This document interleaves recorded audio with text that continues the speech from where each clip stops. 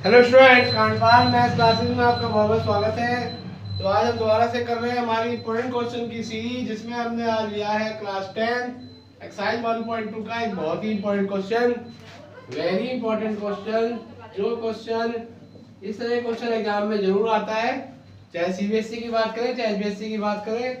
तो आओ आओ देखते हैं कि इसमें करना क्या है। Prove that root 5 is irrational. Root 5 को हमें इरेशनल प्रूव करना है। तो यहाँ पे काम करेंगे, यहाँ पे हम यूज करेंगे कॉन्ट्राडिक्शन मेथड। कॉन्ट्राडिक्शन मेथड क्या होता है थोड़ा सा जान लेते हैं। कॉन्ट्राडिक्शन मेथड क्या होता है, जैसे हमें बोला गया है कि ये इरेशनल है, तो हम मान के चलेंगे कि इरेशनल नहीं है, इरेशनल है। तो जब रूट 5 रेशनल होगा तो ये रेशनल नंबर की प्रॉपर्टीज को फॉलो करेगा।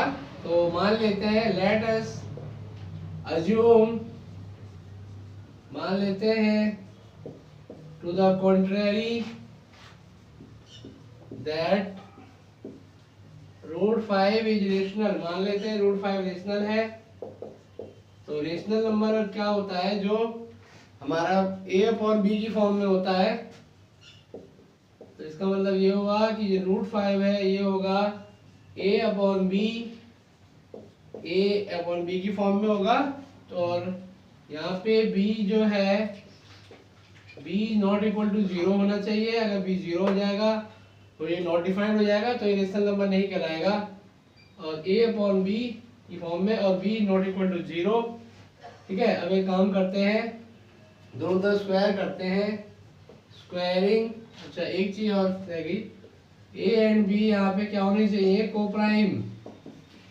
अभी कोप्राइम क्या होता है और जान लेते हैं। कोप्राइम क्या होते हैं, वो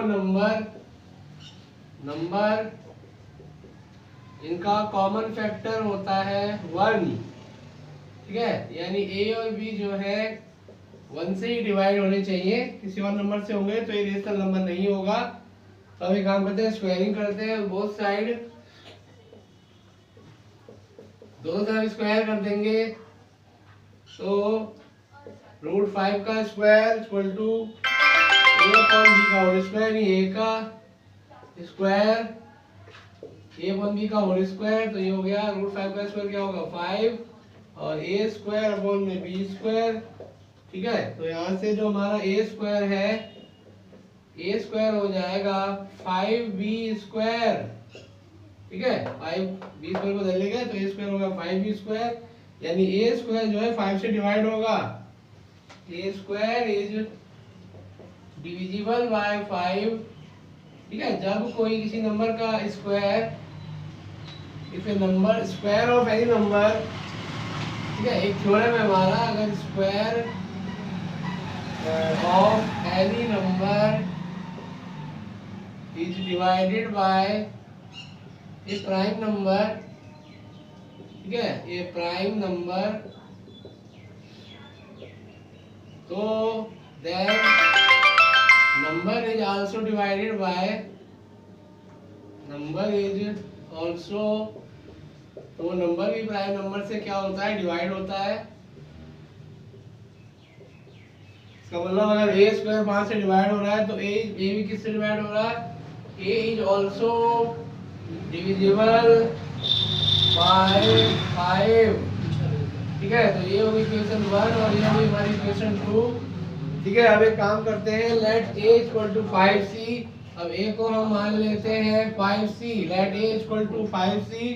तो a इक्वल टू 5c मान लेते हैं, इस वैल्यू को पुट करते हैं इक्वेशन 1 में। Putting this value